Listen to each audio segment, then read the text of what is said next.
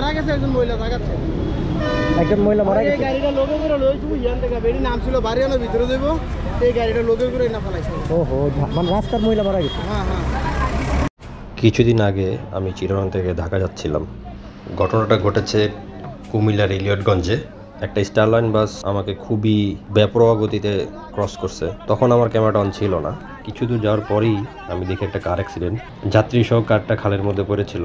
ওই এলাকার লোকজন টাইনা হিসেবে দুজন মহিলাকে বের করলো, বের করে শুকনা জায়গায় উঠালো। ওখানকার লোকাল একজন মহিলা রাস্তাতে হাঁটতেছিল, কারটা ওনার উপর দিয়ে চলে যায়, উনি স্পট ডেড। কারের মধ্যে থাকা দুজন মহিলা গুরুতর আহত, দুজন বাচ্চা ছিল, তার অবস্থা আশঙ্কাজনক। ড্রাইভার যিনি, তিনিও আহত হয়েছেন, সম্ভবত উনি ফ্যামিলি মেম্বারের কেউ।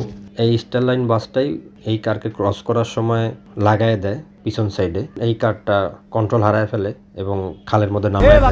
আল্লাহ তো বাঁচাচ্ছে, মনে হয় না মারা গেছে। কয়জন ছিল ওই ভিতরে? কয়জন ছিল ভিতরে? আসলে 4-5 জন ছিল, বাচ্চা একটা, মহিলা একটা, লয়ে হসপিটালে বাচ্চা মহিলা আছে। এর ভিতরে তো বাচ্চা মারা গেছে একজন মহিলা জায়গাতে। একজন মহিলা মারা গেছে। গাড়িটা লোকে করে লইছু ইয়ান থেকে বেরি নাম ছিল বাড়িয়ানো ভিতরে দেব এই গাড়িটা লোকে করে না ফলাইছে। ওহো, মানে রাস্তার মহিলা মারা গেছে। হ্যাঁ হ্যাঁ। সিকিউরিটি ওয়ার্ড তো রাস্তাতে আর একটা শিশু বাচ্চা। গাড়ি যাত্রী তাই তো মনে হচ্ছে।